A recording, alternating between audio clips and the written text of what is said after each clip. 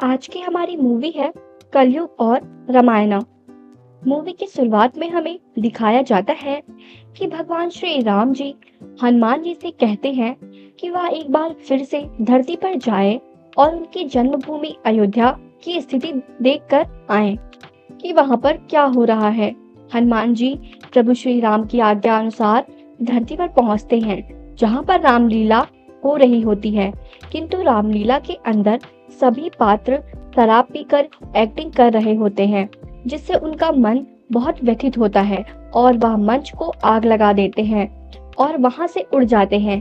इस दौरान इंस्पेक्टर ठाकुर हनुमान जी को उड़ते हुए देख लेते हैं। वह उन्हें दुश्मन देश का एक जासूस समझते हैं और उन्हें पकड़ने की कोशिश करते हैं।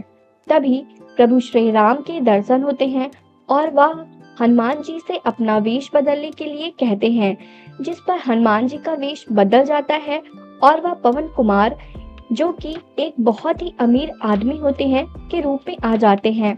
जब हनुमान सिंह इंस्पेक्टर उन्हें रोकते हैं तो वह उन्हें प्रसाद के रूप में एक लड्डू देकर चले जाते हैं। इसके बाद हमें आधुनिक युग का रावण दिखाया जाता है, या यूं कहे तो इस मूवी का विलन दिखाया जाता है, जिसका नाम होता है भैरव सिंह। भैरव सिंह पवन कुमार के रुपयों को देखकर उनसे दोस्ती करने की कोशिश करता है। वह अपनी असिस्टेंट कामनी को भेजता है कि वह पवन कुमार यानी हनुमान जी को अपने प्रेम में फंसा ले, किंतु उसकी यह चाल नाकामयाब हो जाती है। इसके बाद एक फैंसी ड्रेस शो दिखाया जाता है, जहां कंपटीशन की जज कमला देवी की बहू मंत्रा का रोल प्ले कर रही होती है और जिसमें उसको फर्स्ट प्राइज मिलता है।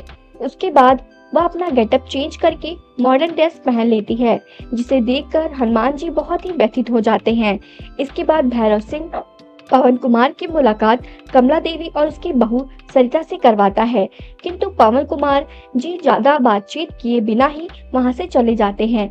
पवन कुमार आगे बढ़ते हैं तो उनकी मुलाकात कमला देवी के बेटे दमन और होने वाली बहू निर्मला से होती है, जिनसे उन्हें पता चलता है सरिता, जिसने मंथरा का रोल किया था, वो कमला देवी के बड़े बेटे की बहू है।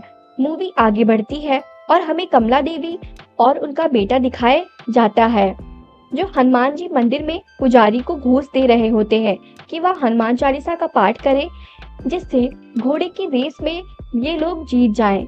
यहीं पर हमें कमला के पति दशरथ जी को दिखाते हैं, जिनकी सारी दौलत कमला ने उन्हें बहला फुसलाकर अपने नाम करवा लिया था और दशरथ जी को अपने माँ के इलाज के लिए भी पैसे देने से मना कर दिया और बोलती है कि अपनी माँ को वहीं मरने दो। तभी उनका बेटा बोलता है कि बुद्धे, तेरी माँ ने श्री राम, लक्ष्मण और सीता जी की मूर्तियों का राज नहीं बताया है, जिसको बेचकर करोड़ों रुपए मिल सकता है। इसके बाद दशरथ जी के दोनों बेटे उन्हें धक्का देकर अपनी माँ के साथ चले जाते हैं। दशरथ आत्महत्या करना चाहते हैं तो पवन कुमार आकर उन्हें बचाते हैं और पैसे देते हैं कि वो जाकर अपनी माँ का इलाज करवा ले। इसके बाद हमें रेस के मैदान को दिखाया जाता है, जहाँ पवन कुमार और इंस्पेक्टर ठाकुर हनुमान सिंह के बीच की कॉमेडी को दिखाया जाता है, जहाँ इंस्पेक्टर बताते हैं कि वो उस जासूस की तलाश कर रहे हैं जो उड़ता हुआ भाग गया था। इसके बाद हमें दिखाया जाता है कि पवन कुमार यानी हनुमान जी के चमत्कार से कमला देवी और उसके दोनों बेटे अपनी सारी संपत्ति रेस में हार जाते हैं। इसके बाद वह सभी भैरव सिंह के पास जाते हैं। वो उनसे कहते हैं कि तुम लोग 40 लाख लाओ, मैं उसका 4 करोड़ बना दूंगा। अब कमला अपने बेटे और बहू को गलत काम करके पैसे लाने का तरीका बताती है और खुद एक बैंक मैनेजर को ब्लैकमेल करके उससे अपने हिस्से का 10 लाख ले लेती है। तभी हनुमान जी बाबा के वेश में वहां आ जाते हैं और उनके साथ दशरथ जी और उनकी माँ भी आती है। बाबा यानी पवन कुमार के कहने पर कमला और उसके बेटे अपने पिता और दादी के पैर छूते हैं। कमला बाबा के पास आकर पूछती है इस स्मगलिंग के काम में पैसा लगाया जाए या नहीं। बाबा बोलते हैं जैसा कर्म करोगे वैसा फल पाओगे, और होता भी ऐसा ही है।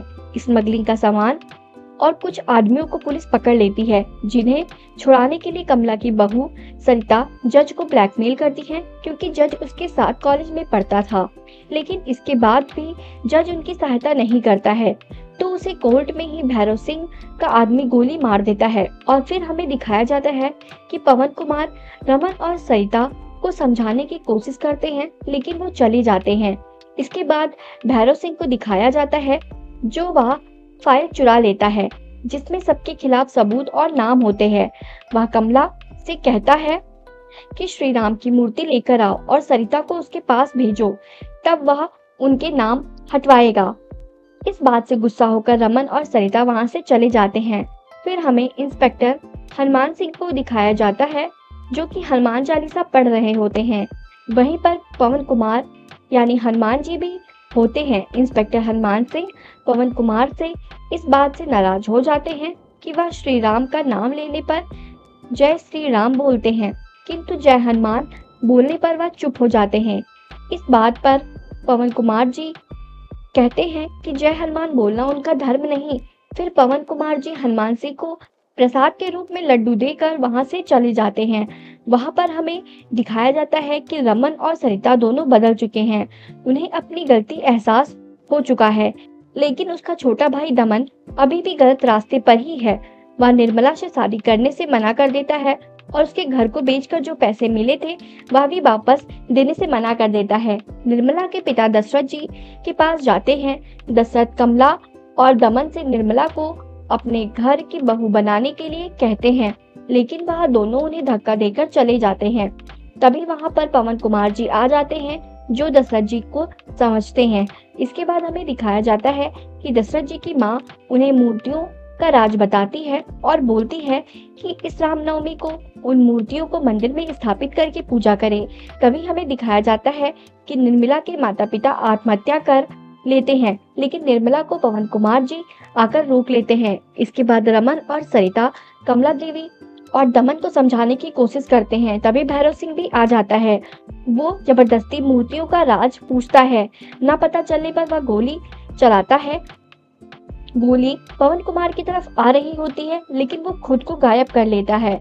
तो गोली दशरथ जी की मां को लग जाती है, जिसे भगवान श्री राम हनुमान जी की शक्तियों को छीन लेते हैं, क्योंकि उन्होंने अपनी जान बचाने के लिए शक्तियों का उपयोग किया। इसके बाद भैरव सिंह पवन कुमार को बहुत मारता है और पुलिस के आने से पहले ही वहां से भाग जाता है। इधर दशरथ जी को लेकर कमला, रमन, सरिता, निर्मला और पवन कुमार अस्पताल ले जाते हैं, जहां पैसे न होने पर कमला, जो कि अब बदल चुकी है, वह अपने गहने बेच देती है। गहने बेचने पवन कुमार जा रहे होते हैं, तब तक भैरव सिंह कामनी की मदद से उन्हें किडनैप करवा लेता है और दमन को भेजता है कि वह अपने परिवार के पास जाकर सुधरने का नाटक करे और मूर्तियों का राज जान कर सरिता यानी अपनी भाभी का किडनैप करके भैरव के पास रामगढ़ के किले तक पहुंच जाए। और वह ऐसा ही करता है। मूर्तियों को निकालकर अपनी माँ और भाई को धोखा देकर वह मूर्तियों और सरिता को जबरदस्ती पकड़कर रामगढ़ पहुंच जाता है, जहां भैरव सिंह सबको बांध देता है। रमन जब दमन को लक्ष्मण जी और सीता जी के बारे में बताता है, तो उसे अपनी गलती का एहसास होता है, लेकिन तब तक भैरव के आदमी भी उसे बांध देते हैं। इस बीच पवन कुमार भी वहां आ जाते हैं और लड़ाई होने ही वाली होती है। इसी बीच श्री राम जी हनुमान जी की शक्तियां को वापस कर देते हैं और वह भैरव सिंह को पकड़कर पुलिस के हवाले कर देते हैं। फिर सभी लोग अयोध्या जाते हैं, जहां दशरथ जी के अनुरोध करने पर पवन कुमार जी अपना असली रूप दिखाते हैं। उसके बाद इंस्पेक्टर हनुमान सिंह को भी दर्शन देते हैं और वापस बैकुंठ चले जाते हैं। तो आपको यह मूवी एक्सप्लेनेशन अच्छा लगा हो तो वीडियो को लाइक, सब्सक्राइब और कमेंट जरूर करें। धन्यवाद।